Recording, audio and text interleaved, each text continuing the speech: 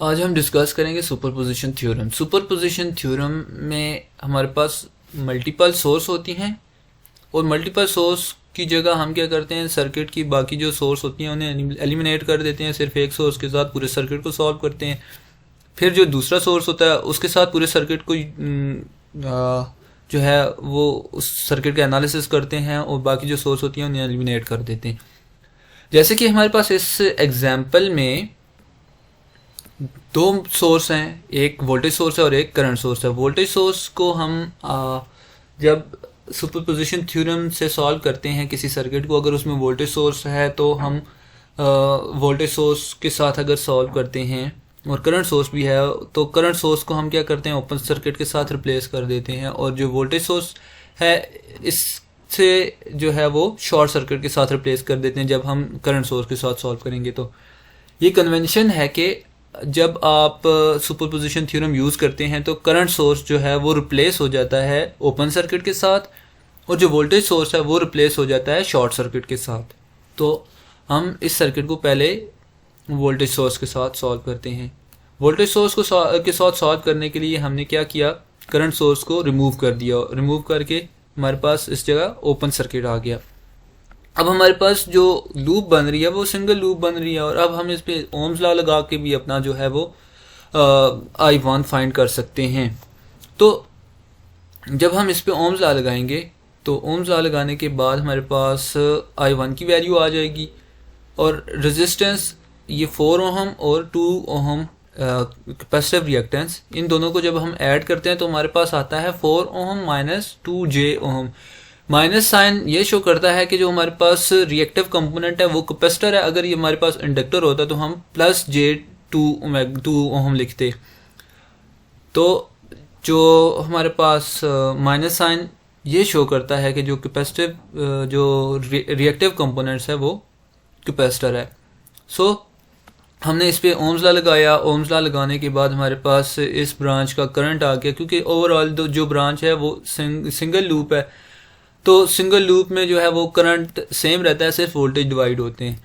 तो और अब हम इस सर्किट को सॉल्व करते हैं करंट सोर्स के साथ और वोल्टेज सोर्स को हमने रिप्लेस कर दिया शॉर्ट सर्किट के साथ। अब हमारे पास दो लूप बन रही हैं, यानी कि एक ये ब्रांच, इस ये लूप और एक ये लूप। अब हमने फाइंड करना है करंट। तो करंट फाइंड करने के लिए हम इस पे KCL लगा सकते हैं, लेकिन ये इजीली वोल्टेज डिवाइडर रूल से करंट डिवाइडर रूल से भी हो जाएगा, क्योंकि हमारे पास सीरीज में करंट सेम रहता है। ये करंट 5 ओहम तक तो 2 एम्पेयर ही आएगा। फिर इस पॉइंट पे आके इस करंट ने डिवाइड होना है, कुछ इसकी क्वांटिटी जो है वो 4 ओहम रेजिस्टर में से पास कर जाएगी और कुछ जो है वो 2 ओहम रिएक्टेंस से। तो हम इस पॉइंट पे करंट डिवाइडर लगाते हैं। हमारे पास इनपुट वोल्टेज जो है वो इनपुट करंट जो है वो 2 एम्पेयर है, हमने 2 एम्पेयर इनपुट करंट लिख दिया। अब हमने जिस ब्रांच में से करंट फाइंड करना होता है उसकी जो अपोजिट ब्रांच होती है उसकी रेजिस्टेंस नोमिनेटर में लेते हैं, यानी कि यह हम अपोजिट रेजिस्टेंस 4 ओहम नोमिनेटर में ले लेंगे, 4 ओहम एंगल 0 डिग्री। और फिर उसके बाद जो ओवरऑल रेजिस्टेंस होती है, यानी कि सम ऑफ दीज टू रेजिस्टेंस, वो हम डिवाइड में लिख देते हैं या डिनोमिनेटर में लिख लेते हैं, 4 ओहम माइनस J2 ओहम। तो जब हम इसे सॉल्व करेंगे तो हमारे पास करंट आ जाएगा 1.789 एम्पेयर एंगल 26 डिग्री। और इधर हमने सिंपल ओम्स लॉ यूज़ किया था, 5 volt divided by 4 minus J2 ohm. तो हमारे पास इधर जो करंट आया वो 1.118 एंगल 26, दोनों का एंगल सेम है, सही है। और अब हम इन दोनों को I1 को और I2 को ऐड कर देंगे तो हमारे पास जो रिक्वायर्ड करंट है वो आ जाएगा।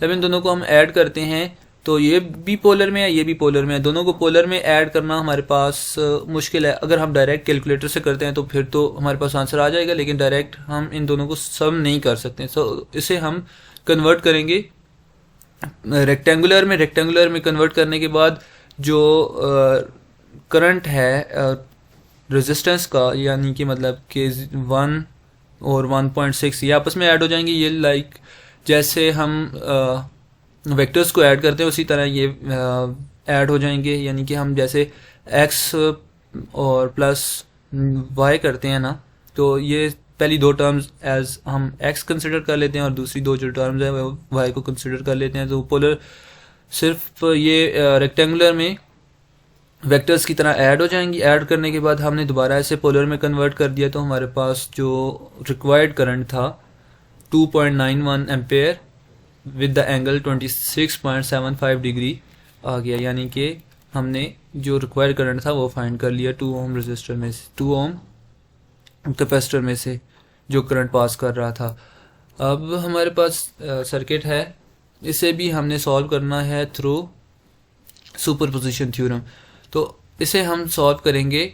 सबसे पहले हम क्या करते हैं, हम वोल्टेज सोर्स को शॉर्ट सर्किट के साथ रिप्लेस कर देते हैं। इस पूरे सर्किट का एनालिसिस करते हैं करंट सोर्स के साथ। फिर हम उसके बाद करंट सोर्स को ओपन सर्किट के साथ रिप्लेस करेंगे और इस सर्किट को हम वोल्टेज सोर्स के साथ सॉल्व करेंगे। तो हमारे पास दो सर्किट आ जाएंगे, एक जिसमें हम करंट सोर्स को कंसिडर कर रहे हैं और एक जिसमें हम वोल्टेज सोर्स को कंसिडर कर रहे हैं। तो जब हम इस पे ओम्स लॉ लगाएंगे, हमने इन दोनों रेजिस्टेंस को पैरेलल में ऐड करके पैरेलल में ऐड करने के बाद हमारे पास एक ब्रांच आ जाएगी। तो उस एक ब्रांच पे हम ओम्स लॉ लगाएंगे V=IR। तो हमारे पास जो इस ब्रांच का वोल्टेज है वो आ जाएगा। तो जब हम इस सर्किट को सॉल्व करते हैं तो हम इसे सिंपल वोल्टेज डिवाइडर से भी सॉल्व कर सकते हैं, या फिर हम ऐसे करें दोनों रेजिस्टेंस को सीरीज़ में ऐड कर लें और ऐड करने के बाद करंट फाइंड करें। फिर करंट से पहले इस वोल्टेज को फाइंड कर लें, फिर इस वोल्टेज को फाइंड कर लें। ये मतलब आपकी चॉइस है कि आपको जो मेथड इजी लगता है वो यूज़ कर सकते हैं। तो जब हम इसे सॉल्व करते हैं, सॉल्व करने के बाद हमारे पास वोल्टेज आ जाते हैं R1 के 24 ओहम माइनस 53 डिग्री, जो कि ये वाले हैं। इस रजिस्टर के क्रॉस वोल्टेज है with respect to current source. और फिर हमारे पास VR2 16 वोल्ट एंगल 36.87 डिग्री आ जाता है, जो कि हमारे पास ये वाले वोल्टेज हैं with respect to E source. उसके बाद हमने जितने वोल्टेज VR1 के थे उतने ही वोल्टेज VC के होंगे, क्योंकि ये दोनों पैरेलल में हैं। तो ये हमारे पास आ गया 24 वोल्ट सेम माइनस 53.3 डिग्री। अब हमारे पास जो वोल्टेज आ रहे थे VC2 वो के हमारे पास ई के रिस्पेक्टिवली इस ब्रांच में कितने वोल्टेज हैं, तो वो हमारे पास आ गए 12 volt with angle of 126.87 degree. इन दोनों को जब हम ऐड करेंगे तो हमारे पास टोटल कैपेसिटर के वोल्टेज आ जाएंगे, और इन दोनों को जब हम ऐड करेंगे तो हमारे पास टोटल रजिस्टर के वोल्टेज आ जाएंगे, जो कि 28.84 वोल्ट माइनस 19.4 डिग्री। तो हमने फाइंड करनी है जो रजिस्टर की पावर है वो टोटल कितनी पावर डेसिपेट हो रही है। हमारे पास टोटल वोल्टेज गिवन है, हमारे पास फार्मूला होता है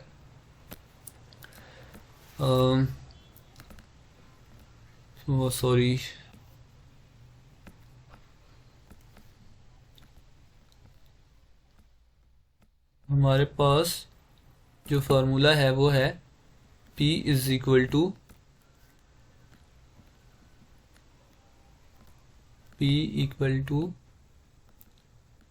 V² डिवाइडेड बाय R। तो या फिर हमारे पास पावर का फॉर्मूला है I² डिवाइडेड बाय R। जैसे कि हमारे पास इधर गिवन है वोल्टेज, तो हम यूज़ करेंगे वोल्टेज को और हम फाइंड कर लेंगे total power V² divided by R। ये हमारे पास आ गई 41.6 वाट। अब इससे हम ये हमारे पास टोटल पावर आ गई जो रजिस्टर के क्रॉस ड्रॉप हो रही है। हम इसकी वेरिफिकेशन भी कर सकते हैं कि आया कि जो हमारे पास टोटल पावर आ रही है वो सही है या नहीं। तो एक तो ये तरीका है कि हम क्या करें कि जो पहले वोल्टेज सोर्स के साथ जो वैल्यू आई है उसकी पावर ले लें, फिर जो करंट सोर्स के साथ वैल्यू आई है उसकी पावर ले लें, दोनों को ऐड करें तो हमारे पास जो टोटल पावर हो वो टोटल पावर की इक्वल होनी चाहिए। क्योंकि हमारे पास जो क्वेश्चन गिवन है कि power dissipated by the circuit, circuit की जो पावर है वो कितनी है, और उसके बाद हमारे पास है power deliver to the circuit by each of source. अब हमने एक पहले तो ओवरऑल जो है पावर है वो फाइंड कर ली, रिएक्टिव पावर की बात नहीं कर रहे हैं, हम सिर्फ रियल पावर की बात कर रहे हैं। तो रियल पावर जो है वो सिर्फ रजिस्टर के अक्रॉस ही ड्रॉप होती है। तो पहले हमने जब इस पूरे सर्किट के बिहेवियर से हमारे पास जो वोल्टेज आ रहे थे वो आ रहे थे V 28 पॉइंट समथिंग, और जो करंट्स अभी हमने फाइंड करना है कि ईच कंपोनेंट जो है वो कितना वोल्टेज ड्रॉप, मतलब कि ईच सोर्स की वजह से कितना वोल्टेज ड्रॉप आ रहा है। P1 is equal to V1 I cos theta. Theta हम वो यूज़ करेंगे जो हमारे पास वैल्यूज़ में आ रहा था, यानी कि हमने ये 12 PC यूज़ करना है तो 12 वोल्ट एंगल 126.87 यूज़ करना है, या फिर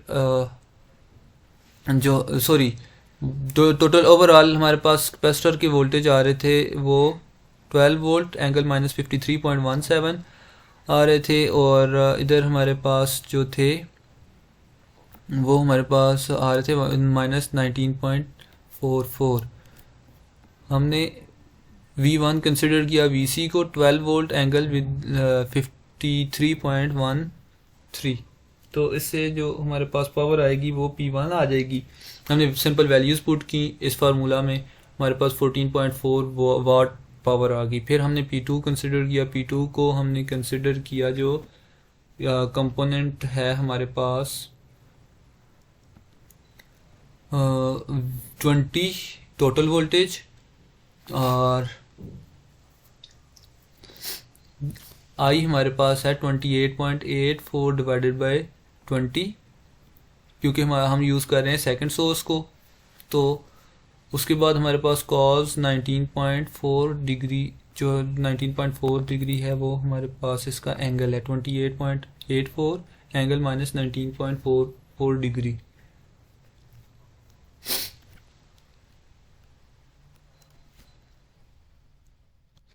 जब हम इसे सिंप्लीफाई करेंगे, सॉल्व करेंगे, तो हमारे पास 27.2 आ जाएगा। जब इन दोनों को, जो ये पावर है इसे और इन दोनों को ऐड करेंगे तो हमारे पास टोटल पावर आ जाएगी 14.6 वाट, जो कि PT के इक्वल है। यानी कि हमारा जो क्वेश्चन है वो ठीक है। अभी हमारी ये क्लास एक्टिविटी है, इसे आप सॉल्व कर सकते हैं कि मतलब पहले करंट सोर्स के साथ जब आपने सॉल्व करना है तो इसे शॉर्ट सर्किट के साथ रिप्लेस कर दें। शॉर्ट सर्किट के साथ जब आप इसे रिप्लेस करेंगे तो इस पॉइंट पे आप voltage divider current divider rule लगा लेंगे।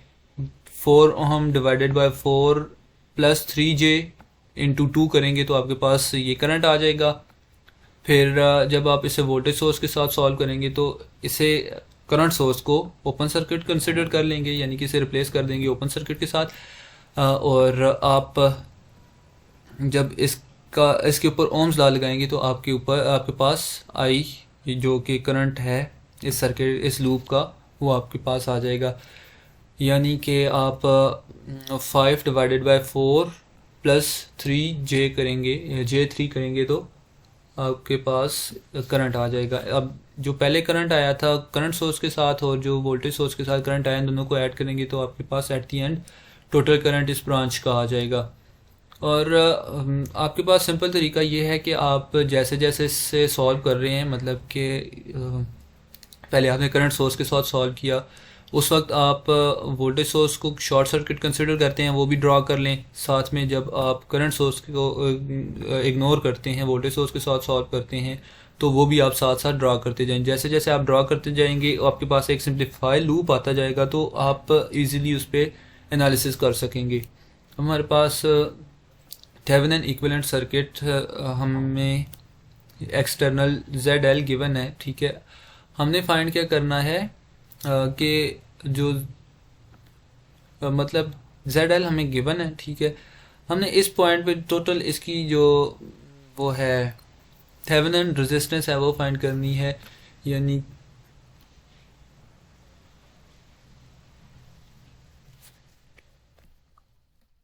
हम क्या करेंगे, वोल्टेज सोर्स को जैसे हम पहले कर रहे थे शॉर्ट सर्किट के साथ रिप्लेस कर देंगे, इस पूरे सर्किट की रेजिस्टेंस फाइंड करेंगे, रेजिस्टेंस फाइंड करके वो इसके साथ सीरीज़ में आ जाएगी, फिर उसके वोल्टेज फाइंड कर लेंगे जो इस सर्किट में आ रहे होंगे, तो वो हमारे पास वी थेवेनिन बन जाएंगे, फिर हमारे पास एक सिंगल लूप बन जाएगा। थेवेनिन में हम ऐसे करते हैं कि हम एक कम्प्लेक्स लूप को सिंगल लूप में कन्वर्ट कर देते हैं।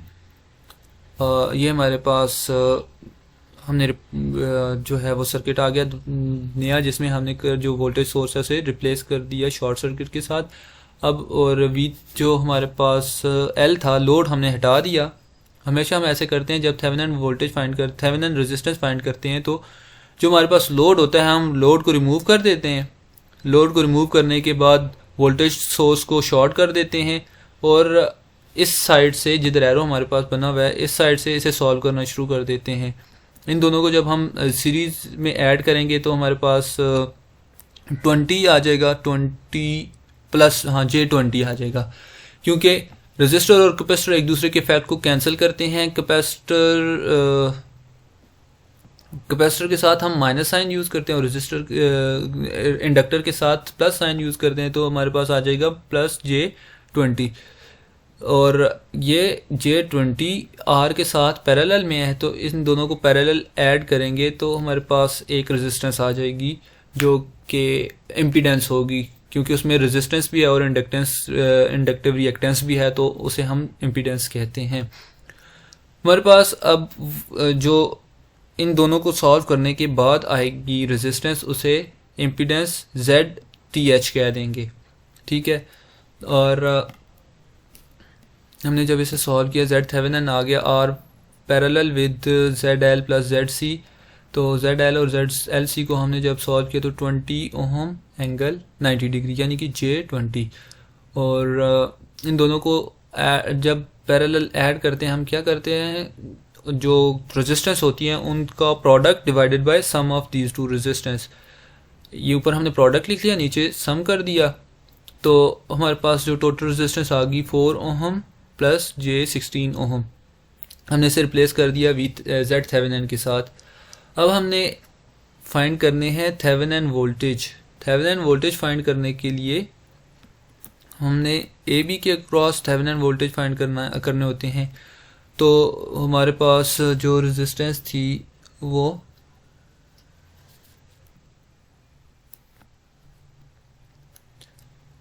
हम इस जो 40 ओम रेजिस्टर है इसके क्रॉस वोल्टेज फाइंड करेंगे, क्योंकि हमने लोड रिमूव कर दिया। जो AB के ऊपर वोल्टेज आएंगे वही R के अगेंस्ट वोल्टेज आएंगे, क्योंकि ये दोनों आपस में पैरेलल हैं। तो अगर हम इस रेजिस्टर के क्रॉस वोल्टेज फाइंड कर लेंगे तो हमें इस ब्रांच के वोल्टेज का पता चल जाएगा, ठीक है। हम क्या करते हैं, इस सर्किट को सॉल्व करते हैं, क्योंकि ये दोनों आपस में अगर हम देखें तो रेजिस्टर कैपेसिटर और इंडक्टर इन दोनों को हम ऐड कर लेते हैं, क्योंकि हम अपना जो एनालिसिस है उसे इजी करते हैं। क्योंकि अगर हम इसे इधर ले आएँ, क्योंकि तीनों जो हैं वो आपस में सीरीज़ में है, तो कोई इफेक्ट नहीं पड़ता। हम इसे कैपेसिटर को वोल्टेज सोर्स की जगह ले जाते हैं और वोल्टेज सोर्स को कैपेसिटर की जगह ले जाते हैं, और ये दोनों हमारे पास कैपेसिटर और इंडक्टर सीरीज़ में आ जाएंगे। इन दोनों को जब हम ऐड करते हैं तो 20 एंगल 90 आ जाएगा, ठीक है। और फिर हमारे पास ये रेजिस्टर आ जाएगा। फिर हम सिंपल इस पे वोल्टेज डिवाइडर रूल लगाएंगे। वोल्टेज डिवाइडर रूल लगाने के बाद हमारे पास इस पॉइंट पे जो वोल्टेज होंगे वो आ जाएंगे। वोल्टेज डिवाइडर रूल में हम ऐसे करते हैं, जो जिस रेजिस्टेंस के क्रॉस हम वोल्टेज फाइंड कर रहे होते हैं उसे नोमिनेटर में रखते हैं और डिवाइड करवा देते हैं टोटल रेजिस्टेंस के साथ, और इनका जो प्रोडक्ट आएगा उसे हम मल्टीप्लाई करवा देते हैं टोटल वोल्टेज के साथ, तो हमारे पास V आउटपुट वोल्टेज आ जाते हैं।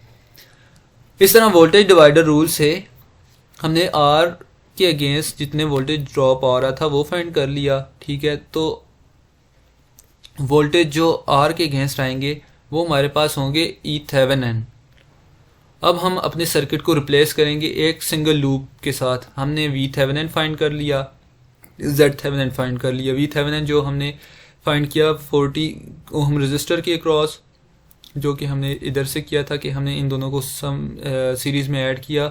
ऐड करने के बाद इस पर वोल्टेज डिवाइडर रूल लगाया। वोल्टेज डिवाइडर रूल से जो हमारे पास वोल्टेज आ गए वो हमारे पास ई थेवेनिन आ गए, यानी कि हम इसे वोल्टेज वी थेवेनिन भी कह सकते हैं या ई थेवेनिन भी कह सकते हैं। हम ई जो टर्म है वो यूज़ करते हैं वोल्टेज के लिए, सही है। तो हमारे पास ये दोनों टर्म्स आ गई, ई थेवेनिन और जेड थेवेनिन। अब हमने फाइंड क्या करना था, इस के क्रॉस वोल्टेज फाइंड करने थे।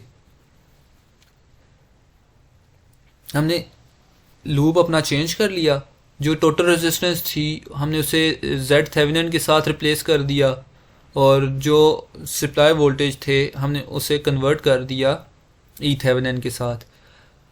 अब हम इस पे सिंगल लूप लगाएंगे, तो हमारे पास जो है वो मतलब एक KCL लगा लें, KVL लगा लें, तो आपके पास जो ZL है वो उसके अगेंस्ट जो है वो वोल्टेज फाइंड हो जाएंगे KVL लगाएंगे तो। या फिर आप इससे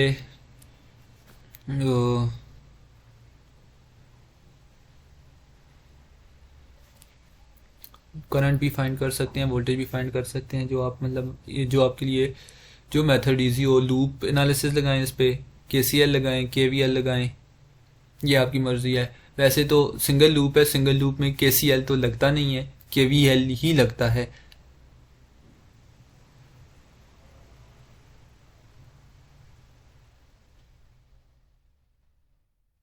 उसके बाद हमारे पास ये क्लास एक्टिविटीज़ आ जाती है, और इसे हम जब सॉल्व करते हैं, करंट को ओपन सर्किट कंसिडर कर लिया और वोल्टेज सोर्स को शॉर्ट सर्किट कर दिया।